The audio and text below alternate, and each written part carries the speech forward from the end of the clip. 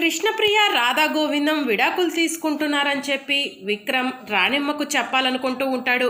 ఏమండి, మనిద్దరం భార్యాభర్తలం, మన ఇద్దరిలో ఎవరు చెప్పినా కూడా ఒకటే అని చెప్పి శివప్రియ అనటంతో, అవును మీ ఇద్దరిలో ఎవరు చెప్పినా కూడా ఒకటే, శివ నువ్వు చెప్పు అని చెప్పి కృష్ణప్రియ అనగానే, అమ్మా ఈరోజు వ్రతం పూర్తయిన దగ్గర నుంచి వారం రోజుల పాటు మా ఆయన మాటలు మాట్లాడరంట, డ్రింక్ చేయరంట, అలా అని మొక్కుకున్నారంట అని చెప్పి శివప్రియ చెప్తూ ఉంటే, అలాంటి మొక్కుకున్నందుకు మాకు చాలా సంతోషంగా ఉంది బాబు.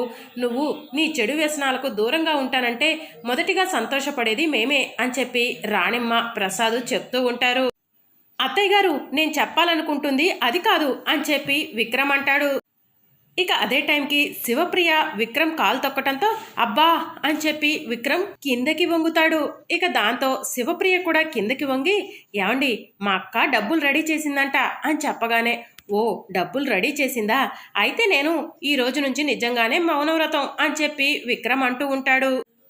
శివ అల్లుడు గారు ఏంటో అంటున్నారు అని చెప్పి రాణిమ్మ అడుగుతూ ఉంటే, ఏం లేదమ్మా ఈయన మౌనవ్రతం మొదలు పెట్టారంట, అదే నాకు సైగ చేసి చెప్తున్నారు, దేవుడికి మొక్కుకుంటారంట అని చెప్పి శివప్రియ చెప్తూ ఉంటుంది. అవునత్తయ్య గారు నిజంగానే దేవుడికి మొక్కుకుంటాను అని చెప్పి విక్రమ్ దేవుడికి నమస్కారం చేసుకుంటూ ఉంటాడు.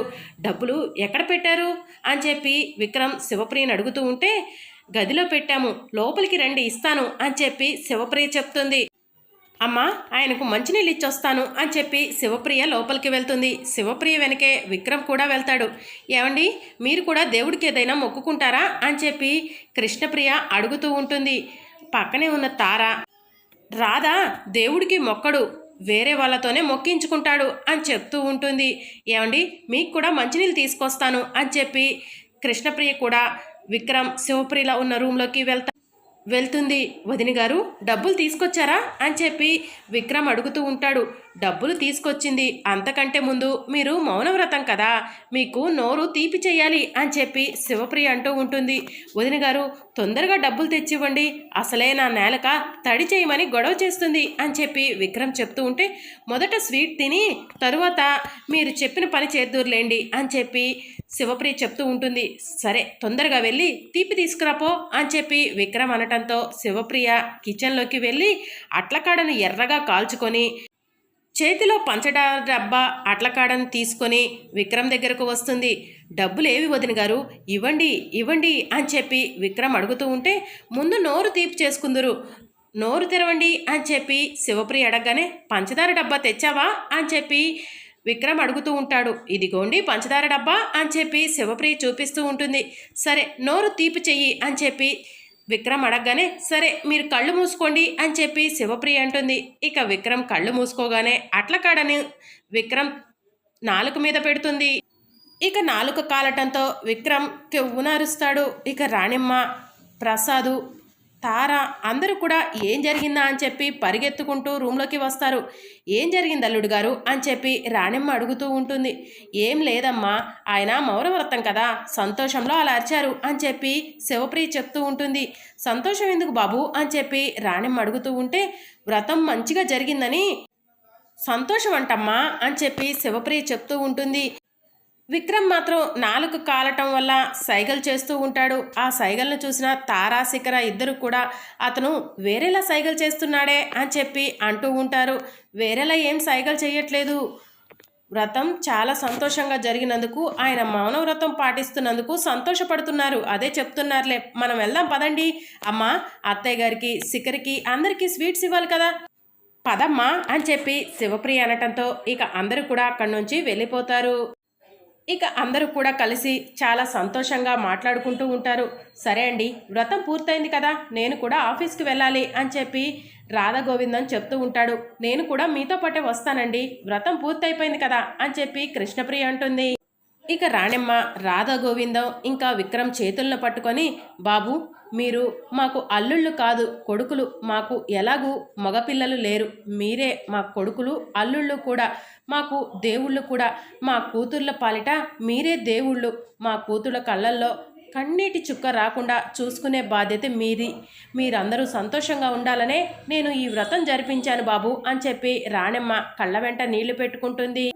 అమ్మా, వాళ్ళు నీకు దేవుళ్ళే, నీ అల్లుళ్ళే. వాళ్ళు మా కళ్ళల్లో నుంచి నీళ్ళు ఎందుకు తెప్పిస్తారమ్మా? నువ్వు సంతోషంగా ఉండు అని చెప్పి కృష్ణప్రియ చెప్తూ ఉంటుంది. మమ్మల్ని అందరినీ కూడా నువ్వు ఆశీర్వదించమ్మా అని చెప్పి కృష్ణప్రియ చెప్తూ ఉంటుంది. బాబు, నా చేతులతో ఎంతోమందికి పెళ్ళిళ్ళు చేసి ఎన్నో కాపురాలు నిలబెట్టాను. అలాగే నా కూతుర్ల జీవితాలు కూడా సంతోషంగా ఉండటమే నాకు కావాలి అని చెప్పి రాణిమ్మ చెప్తూ ఉంటుంది. చెప్పాను కదమ్మా, వాళ్ళు మమ్మల్ని బాగానే చూసుకుంటారు. నువ్వు మనస్ఫూర్తిగా మమ్మల్ని ఆశీర్వదించు, మేము నిజంగానే సంతోషంగా ఉంటాం అని చెప్పి కృష్ణప్రియ అనటంతో విష్ణుప్రియ, శివప్రియ, హరిప్రియ అందరూ కూడా రాణిమ్మ ప్రసాదుల కాళ్ళ మీద పడతారు. అందరినీ కూడా ఆశీర్వాదం చేసి దగ్గరికి తీసుకొని ముద్దు పెట్టుకుంటూ ఉంటారు.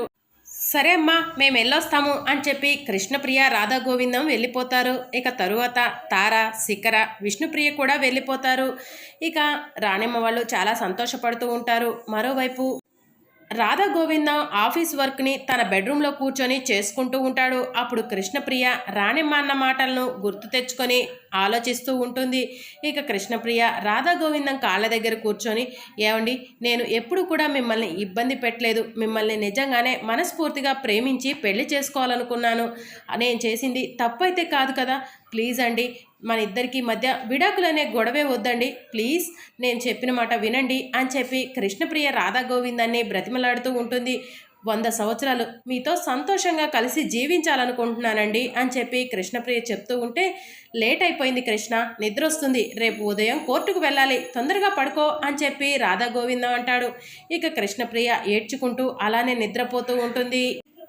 ఇక మార్నింగ్ అవుతుంది. రాధా గోవిందం, కృష్ణప్రియ ఇద్దరు కూడా కోర్టుకు బయలుదేరతారు. మరోవైపు కోర్టులో రాధ తరపు లాయర్, ఇదేంటి రాధా గోవిందం ఇంకా రాలేదు, కోర్టుకి టైం అవుతుంది, అసలే జడ్జి గారు టైం పంచువాలిటీ ఎక్కువ, కోర్టుకి టైంకి రాలేదని చెప్పి తీర్పు కృష్ణప్రియ వైపు ఇస్తారో ఏంటో అని చెప్పి లాయర్ టెన్షన్ పడుతూ ఉంటాడు.